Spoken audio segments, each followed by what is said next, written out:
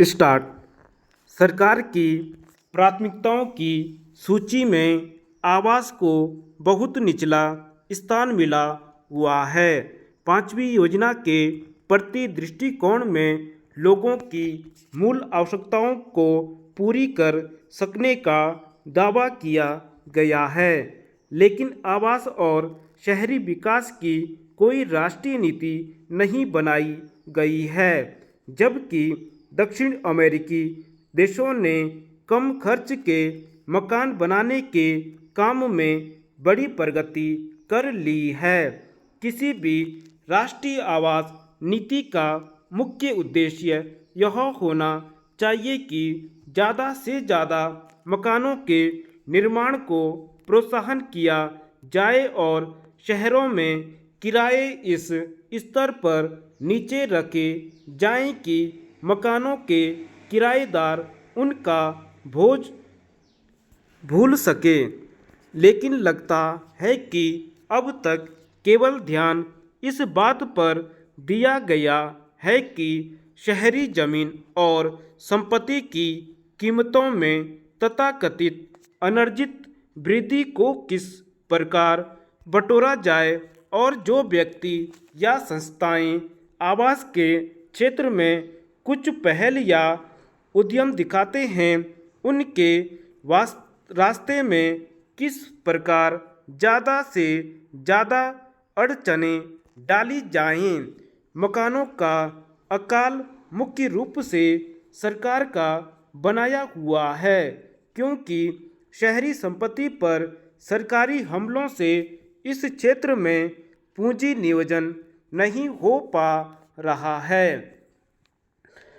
संयुक्त राष्ट्र के एक अध्ययन में कहा गया है कि सन 2000 ईस्वी में विश्व की जनसंख्या दुगुनी होकर 7 अरब हो जाएगी और इसमें से 60% लोग शहरों में रह रहे होंगे, जबकि 1960 में 40% आबादी शहरों में थी। यानी इस शताब्दी के अंत में 10 में से 6 व्यक्ति नगरों में निवास कर रहे होंगे। ग्रामीण क्षेत्रों में जनसंख्या को शहरों में ले जाने के बजाय ग्रामीण क्षेत्रों का शहरीकरण ही स्थायी हल दिखाई देता है। इस समय आवश्यकता गांवों में आवास की व्यवस्था करने की है, साथ ही शहरी क्षेत्रों में गंदी बस्तियों की सफाई की योजनाएं शुरू बनाने की भी ज़रूरत है। शहरों में मकानों की कमी लगातार बढ़ती जा रही है, क्योंकि मकानों का निर्माण धीमी गति से हो रहा है। आवास के क्षेत्र में निजी पूंजी नियोजन के आकार के बारे में विश्वसनीय जानकारी के अभाव में देश में आवास की स्थिति को सही तौर पर स्पष्ट नहीं किया जा सकता। इस क्षेत्र में निजी पूंजी नियोजन सरकारी पूंजी से कहीं ज़्यादा है। नगरों में निजी मकानों का निर्माण कार्य अवश्य की महत्वपूर्ण भूमिका निभाता है। सरकारी संस्थाएं कुल मांग का कम हिस्सा ही पूरा कर सकती है। सरकारी नेता प्राय निजी क्षेत्र की इस बात के लिए आलोचना करते हैं कि उसका ऐश्वर्यपूर्ण और बहुमूल्य मकानों के निर्माण में खर्च हुआ है।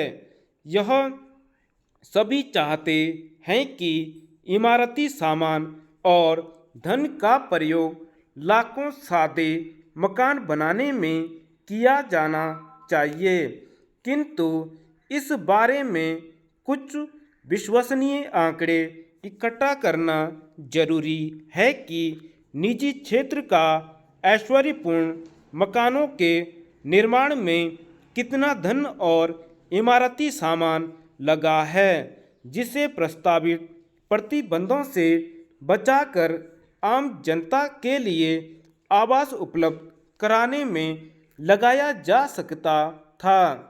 लगता है कि सरकार वास्तविकता का सामना करने के लिए तैयार नहीं है। यह सर्वमान्य तथ्य है कि चाहे गरीब हो अथवा अमीर, प्रत्येक को बनाए रखने के लिए आवास, भोजन, वस्त्र की आवश्यकता होती है। इस दृष्टि से आज हमारी स्थिति मात्र गरीबी हटाने की नहीं, अपितु उससे भी कहीं अधिक महत्वपूर्ण कंगाली कम करने की है। धन्यवाद।